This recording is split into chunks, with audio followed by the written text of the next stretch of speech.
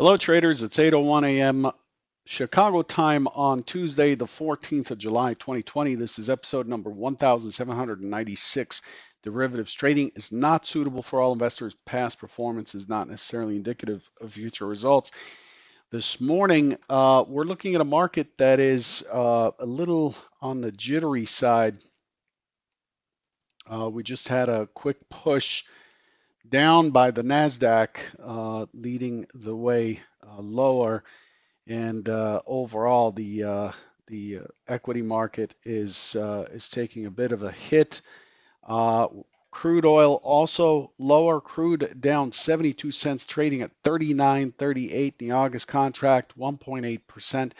Euro stocks 50 and the DAX are down about 1.7 to 1.8%. The Nasdaq's off 0.78% or 82 and a half points.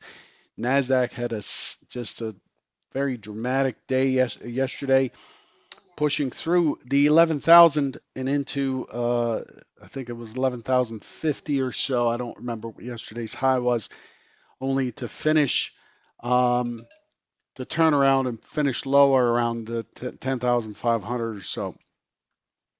Nasdaq's currently trading at let me switch this to see where the Nasdaq finished. Looks like 10,604, something like that. It pushed down as low as 10,561 and a half. Quite a bit of volatility, quite a bit of movement there. The Nasdaq doesn't seem to mess around much before it gets to where it needs to go. Gold is at 1806.50, down almost $8, and the S&P 500 is at 3139.50, right below yesterday's low, down 8.75 points or 0.28%. The leader today is the bonds and the Bund. The bonds are up 27 ticks in the futures, and the Bund is up 41 ticks currently. So that's where we stand this morning in looking at how things are shaping up here. It seems as though the market really responded to that to the coronavirus news that came out just before the drop. California pushing record highs yesterday, and an overall bleak picture in terms of the the often discussed and feared second wave of this virus, which there's a concern, especially with California reclosing, rolling back its opening plan, and reclosing bars and gyms and houses of worship and so on. This has led the market to get very nervous. So that's where we stand. Wall Street futures rose as investors' attention turned to quarterly earnings reports from the big U.S. banks for clues on corporate America's expectations for the pace of an economic recovery in the second half of the year. European and Asian shares slipped as possibilities of another economic shutdown due to surging coronavirus cases and simmering Sino-U.S. tensions kept a lid on investor optimism. Several things hit the news feed yesterday and turned us over. So here we are back in balance. So as far as what's expected for today, what's scheduled for today, there was quite a bit that came out overnight. The Great Britain balance of trade number came in pretty strong. Expected negative 0.8 billion, came in at 4.3 billion pounds. The ZEW economic sentiment number came out of Germany at about 4 a.m. Chicago time. Expected 61, got 59.3. The inflation rate came out of the U.S. Expected 0.5, we got 0.6. Core inflation year on year, expected 1.2, came out in line. And then today we have Fed's Brainard at 2 p.m. and Fed's Bullard at 2:30 p.m. We'll finish up with the API crude oil stock change at 4:30 p.m. Eastern U.S. time. So, and then this evening, of course, the Australian Westpac Consumer Confidence at 8:30 for those who are trading the overnight session. Bank of Japan makes an interest rate decision, but that hasn't changed in eons. So not much expected there. Let's take a look at what we expected yesterday versus what we got. Yesterday was pretty straightforward in terms of expectations, actually, and the market. The market is the market was is definitely responding to news currently. Now, the scene of the crime of this is in the 3220s. I haven't marked it actually yet. I should. But yesterday, the expectation is a pullback, either a test higher to take out the overnight high and then a drop and then sideways, or a pullback, which then rotates us up with the expectation of 3214, 3215.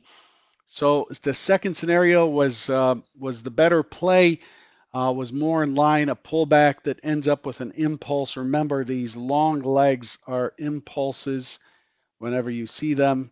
Expected the impulse up. So the first scenario is grind up, impulse down, second impulse later, and then sideways. Here's what actually happened yesterday. It's hard to actually see it on the tick chart. Let's get rid of the stock zones.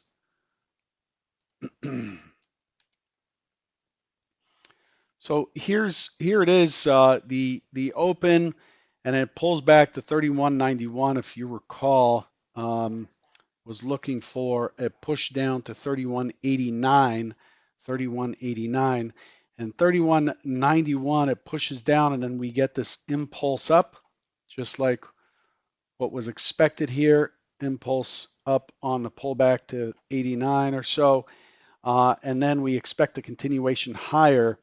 And we got that. We got the continuation higher. My expectation was 32.14 right in here. It ended up pushing to 32.26 before the several things kicked in. Kicked in almost at the same time. The monthly budget in the U.S. and more importantly, the coronavirus reports. The market didn't like those at all, and it just ended up rotating down and pushing into the prior day's range. Remember, the green here, the solid green line is the prior high. The orange is the prior close. And what it did is it came down to the prior high, almost to the tick, missed it by a couple ticks for a 7-point bounce, and it just had no energy in it to get back into the initial bounce. Now, yesterday it broke the IB high quite early. The pullbacks were not very deep. I personally found trading yesterday very frustrating. Not sure if it was me or what, but I had a hard time seeing what the market was trying to do and getting on the right side of it. But it ended up pushing up and continuing higher, and then it broke the IB low, giving us a neutral day. Pulls back again, came up short on the mid here before the continuation, and then the pullback was very shallow. The pullbacks yesterday were all shallow. Here's another pullback. Although we did have this 3203 quarter area, 3204 to lean against on the impulse up. The pushes down did not have much of a pullback to be able to jump on and catch something with reasonable risk, it seemed. And so we came back into the range and we started to move towards that. Excuse me one second. Started to move towards that big balance area. Let me show you that for a second here. So this is the big picture profile, and what we've got here, if I extend this out, is this high volume node at 3100, right? 3104, something like that. 3102 half. That's the big balance area that we tested last week before we shot up. And then the next big area of balance is up here at 31.38, 31.36 actually. And we pulled right back to it yesterday. We walked ourselves right back into that zone. Let me switch this to a day RTH chart. This was an all sessions chart. And so what we came back to is we came back to this middle balance right here and stabilized. We did not move away from the low, which gave us a neutral extreme down day after pushing a new swing high, which sets us up for a continuation trade today, expecting this to continue lower, and of course the key target being back to balance, back to acceptance. This is what I'm looking at. It's currently trading at 31, 34, 75, 31, 35, which again is right on top of this this high volume node here if you read into it. So if we look at the balance just for this area, this is the most accepted price in the area where we are now. We're opening on top of balance. So the market has kind of coiled away. We finished quite strong on Fridays. I talked about expected a push higher. I covered this yesterday, and then it pushes to new swing highs, and it comes right back into the range. Yesterday was a very strong impulsive day with the delta playing along. Volume was outstanding. Volume was very high. You could see that the bars for the actual versus the black, which is a 20-day average for that 15-minute bracket. This is a 15-minute chart. You could see that there was a lot of participation on the short side. So the expectation is it's likely to continue to trickle down and push lower. But trade the price action, trade what's in front of you as always. Uh, pay attention, pay attention to the big picture, but obviously act on whatever the pricing is in front of you. So this is this is how things look currently in terms of order flow. So it's been a pretty busy overnight session. We open up strong, and we go basically sideways here, and we finally break higher, but we're pushing into 31.65. 31.50 was expected to have some size no matter what, and that size keeps popping in and out. Did not see any rhyme or reason to the overnight session in terms of liquidity, but this last move down here in the last hour is quite meaningful. There's just there's a lot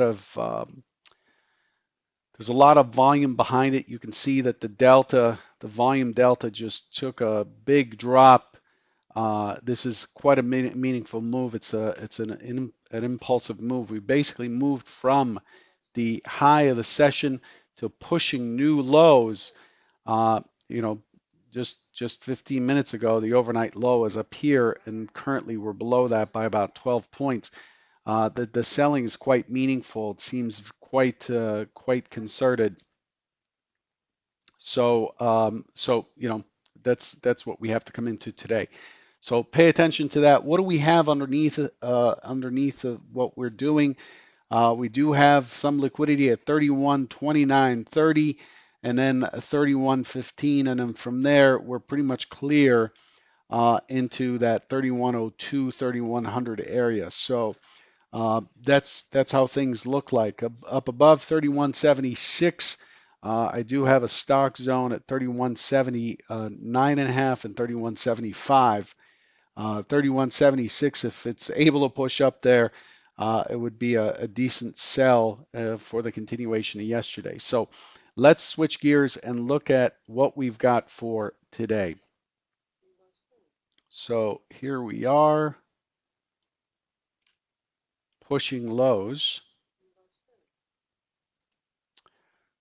Okay, so what do we have here? So we're pushing lows. We were actually a lot higher, as I talked about earlier, we were right on the edge of the prior session low. The expectation is the overnight session is really is kind of mixed now with the delta lower. Inventory is moving towards the short side, and it looks like we are likely to continue pushing into this 3126 and 3120 or 16 area. The expectation this morning is an open that sells off immediately. If it cannot hold on to this 2650 area, pretty important price action area. If it gives that up, then we're looking at 16. I'm looking for a consolidation and then an impulse up back to the open and then a squeeze back to yesterday's close before we settle. This is the primary scenario I'm looking for to continue to explore lower. Why? Why would I do that? It's because the auction, remember the auction continues directionally, and that's why they say the trend is your friend, is because the auction continues directionally until it finds the opposing side. We don't know how many people are on the sidelines that may step in and have to sell. And remember, selling generally happens on stop market orders, which makes them more volatile, quicker, and wider ranging. So we're looking for more selling, and we're looking for it to stabilize somewhere. Now, is it going to stabilize at the 16 as I write here, or is it going to stabilize at 25, 26, maybe 29, maybe 3102? I don't really know. Just understand that once we get the lower we get, the more we are likely to revisit the 3136 area.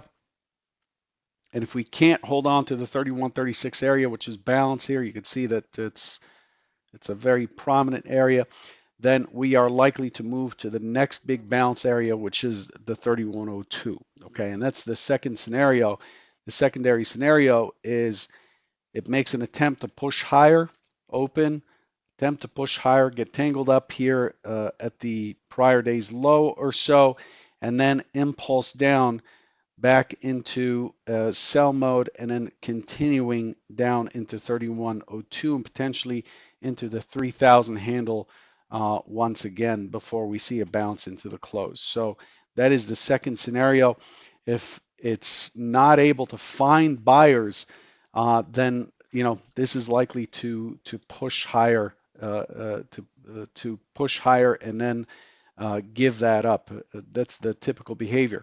The tertiary, since we're in a gap, the tertiary is a move down that is pretty strong and then a strong push up that brings us back into the prior day's range to test out the overnight point of control and push through this range back up to the 3170 area. I'm projecting the range here to figure out where my targets are likely to be. This gives us about 40 points of range. And the close to close sigma between sessions, RTH sessions currently is about 38 points. And so we've been kind of well within that, but overall, these are the three scenarios that I'm expecting today. Okay, so big areas down below, big tests down below, and a very euphoric day yesterday that ended with some selling. However, the selling, however, the selling is really is really news based, news driven. Yeah, so the selling is news driven. So just there's this caution within me that says fundamentally the stock market wants higher, and the news has put a lid on that. And of course that forces these thin kind of weak longs out. There are a lot of people in the markets. I heard this morning something crazy like Robinhood's adding 10,000 users an hour or something. That seems insane to me. I have a hard time believing that. I'd have to check the source, but there's a lot of money coming into the markets. People seeing opportunity with these pushes up. So those are often weak hands. So the news is likely to squeeze those out, and we always have to remember the SOC up above. The auction's kind of moving under its own power until it's interrupted. So that's the main concern with going short and staying short. Remember, buy the dip has been very, very much in command for some time. Of course, with news like COVID-19 in March, April, that goes out the window. But overall, investors, there seems to be almost an infinite amount of money coming into the markets, it seems. So just be careful if you're short. It may run, but we're likely to see a V bottom and a return to balance. And that's what these scenarios are built around. Good luck today, and I'll catch you tomorrow. Take care.